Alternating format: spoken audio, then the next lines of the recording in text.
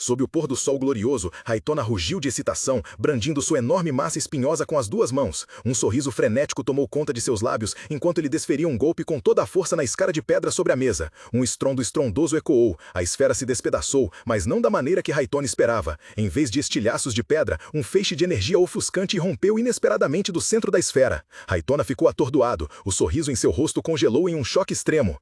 Hã? Antes que pudesse se recompor, o fluxo de luz violenta o engoliu.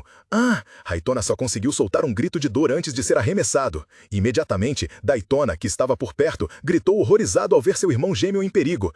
Daytona! Hã? Ele não teve tempo de reagir antes que a onda de choque da explosão o atingisse. Daytona apenas conseguiu gritar, Jin! Jin, que estava por perto, totalmente focado em seu treinamento, virou-se instintivamente para olhar. Um estrondo ressoou, uma luz branca ofuscante rompeu violentamente antes que a rocha transparente se estilhaçasse em pedaços. Jin cambalhou para trás, um gemido de dor escapando de seus dentes cerrados, enquanto ele segurava a mão que havia desferido o golpe. Ao ver isso, Raitona correu em pânico, o rosto mostrando clara preocupação. Irmãozinho, você está bem? Eu não fiz de propósito. Jin rosnou, o rosto contorcido de dor e aborrecimento. Estou bem, então você pode ir fazer isso em outro lugar, por favor. Sim, eu sinto muito. Raitona respondeu baixinho, recuando cabisbaixo. De outro canto do campo, Jin observava em silêncio, imerso em seus próprios pensamentos. Já faz cerca de um mês desde que comecei a treinar com estas pedras transparentes, e meus irmãos também já começaram a fazê-las explodir. Eu pensei que levaria mais tempo do que isso. De repente, uma sensação estranha percorreu o corpo de Jin, fazendo-o estremecer levemente. Mas que sensação foi essa que acabei de sentir? Uma voz em pânico chamou seu nome. Jin! Imediatamente, a imagem de uma flecha afiada voando direto em sua direção apareceu vividamente. Foi desenhada tão claramente como a trajetória de uma flecha se aproximando. Agora, se aquelas partículas de ferro aparecerem... Jin pensou para si com total convicção. Se ele avançar novamente na minha direção, tenho certeza de que conseguirei desviar. Uma sensação familiar subitamente brilhou em sua mente, fazendo com que seus olhos azuis refletissem contemplação. Será que esta sensação está relacionada com o treino com a irmã Luna? A imagem de sua irmã, com seus longos cabelos esvoaçantes, de pé no meio do vasto salão, surgiu brevemente em sua memória. Determinado a não deixar essa sensação preciosa desaparecer, Jin apertou a espada, com um olhar resoluto. Então, antes que eu me esqueça dessa sensação, mais uma vez, ele tinha acabado de se posicionar, preparando-se para a próxima rodada de treinamento, quando uma voz autoritária e forte soou de repente, quebrando sua concentração. Zed Runkandel falou claramente. Atenção, uma missão foi-lhe atribuída. Aitona murmurou com uma expressão de horror. Um evento? Novamente no Império Bem-Ment? Aitona segurou a cabeça gemendo. Já me sinto enjoado e exausto. Odeio trajes de festa. São tão sufocantes. Perto dali, Zed Runkandel virou friamente as páginas de um livro na mão, a voz sem emoção. Meus pésames, meus netos. Graças a vocês, os outros irmãos não precisaram dançar na festa imperial. Ao ouvir isso, Jin soltou um suspiro de desânimo. Imediatamente, uma aura gélida de intenção assassina envolveu o espaço. Ele rosnou. Mas, mesmo em um evento, você ousa suspirar enquanto cumpre seu dever? Mostre essa atitude novamente e eu garanto que você preferirá a morte. Diante da fúria súbita, Daytona e Raitona empalideceram de medo, gaguejando apressadamente. Desculpe, tio. Jin apenas permaneceu em silêncio, pensando. As irmãs Mayu e Annie são realmente maliciosas, punindo seus irmãos mais novos e tolos, empurrando-os para um evento social no Império Bem-Ment. Zed recolheu a aura, sua voz retornando ao tom autoritário habitual. Este é um grande evento que nem mesmo a casa Runkandel pode recusar. Haverá outros poderosos participando para entretenimento. Vão e observem bem, pois vocês podem aprender uma ou duas coisas com eles. Os gêmeos prontamente inclinaram a cabeça. Sim, o olhar de Zed então mudou de direção, parando em Jin. E também o caçula.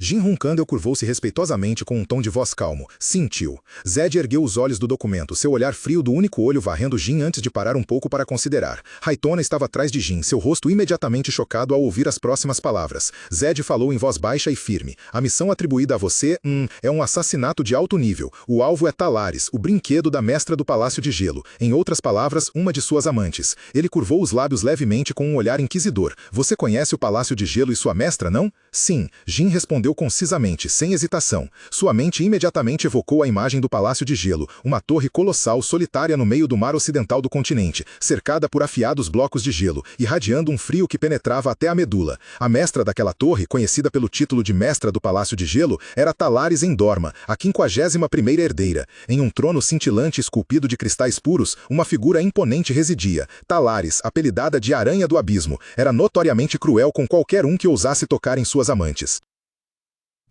O Palácio de Gelo é uma força independente, fora do alcance da influência de Huncandel e Zippel. Tenho certeza que vocês também entendem o quão poderosos são o Palácio de Gelo e seu mestre, certo? Zed apresentou uma pasta que continha o retrato de um homem. O nome do alvo é Alcaro Chandler. Atualmente, ele está sendo escoltado e escondido por pessoas do Palácio de Gelo na área sem lei de Mamite. Assim que ouviram o nome Mamite, Daiona e Haitona abriram a boca em choque, gritando quase simultaneamente. O quê? Mamite? Daiona, com uma expressão de pânico, apressou-se a dizer. Se forem Mamite, eles terão que enfrentar os Cavaleiros Guardiões. Tio, tenho uma pergunta. Isso não é demais? Mesmo que o caçula seja muito bom? Em meio à confusão dos dois irmãos, Jin manteve uma calma estranha. Ele apenas levantou a mão silenciosamente. Zed olhou para baixo com a voz inalterada. O cliente principal é a família Chandler. Jin ponderou, com uma mão apoiada no queixo pensativo.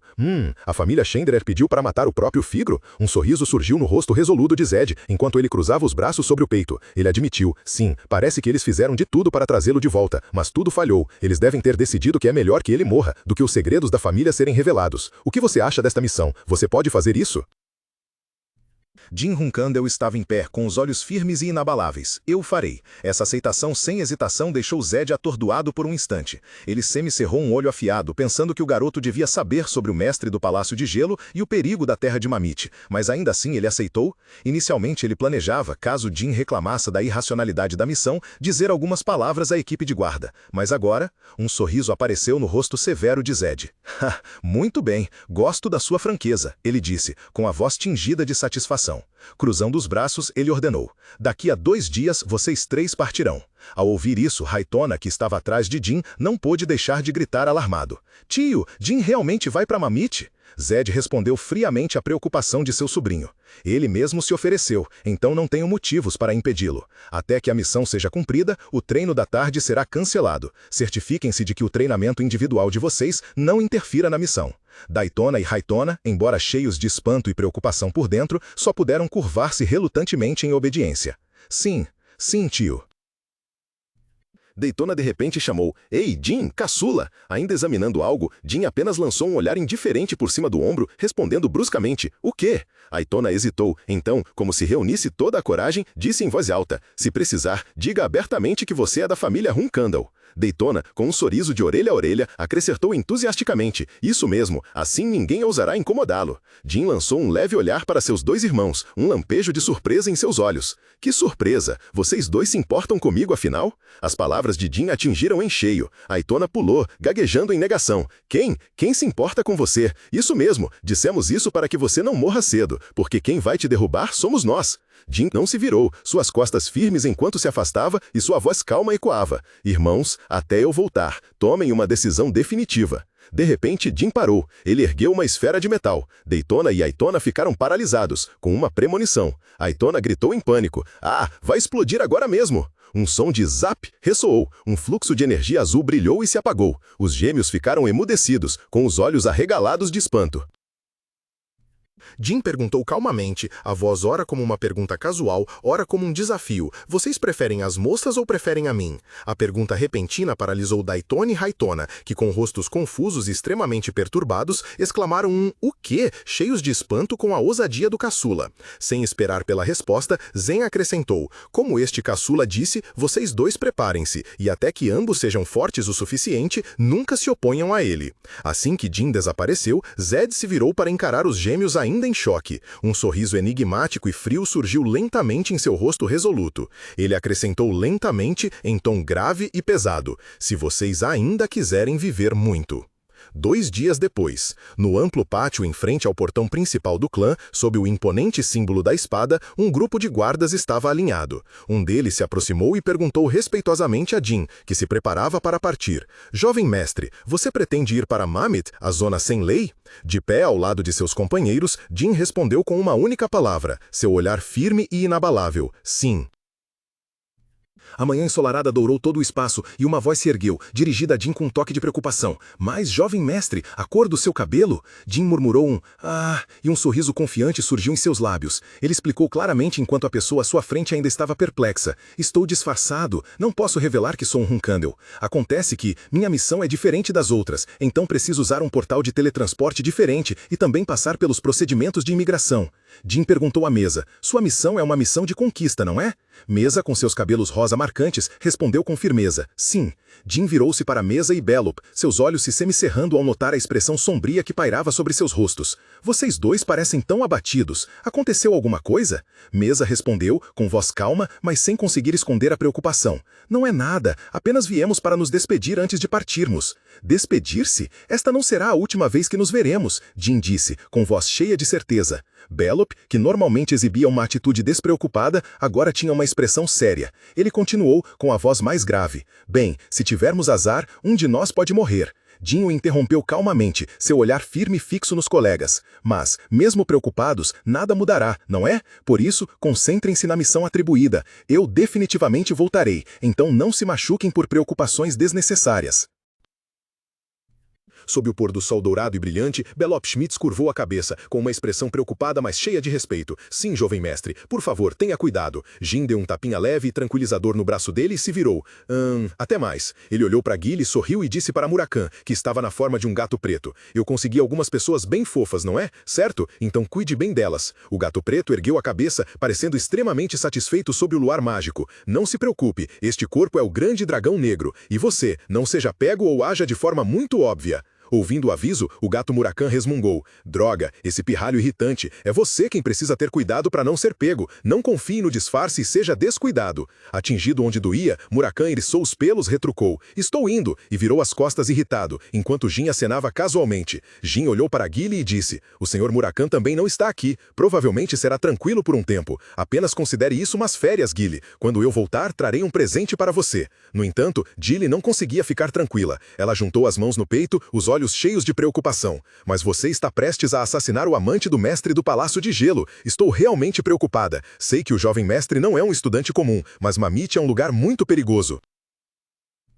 A voz gentil e cheia de preocupação de Guile soou. Então, por favor, cuide-se, jovem mestre. De cima do cavalo, Jin Huncandel respondeu de forma breve, mas resoluta, com uma voz tão firme quanto uma promessa sólida. Eu farei. Após dizer isso, ele virou a cabeça, o cabelo escuro balançando levemente ao vento. Sob o esplendor do pôr do sol, seus olhos azuis brilhavam com determinação e um sorriso confiante floresceu em seus lábios. Então, eu vou.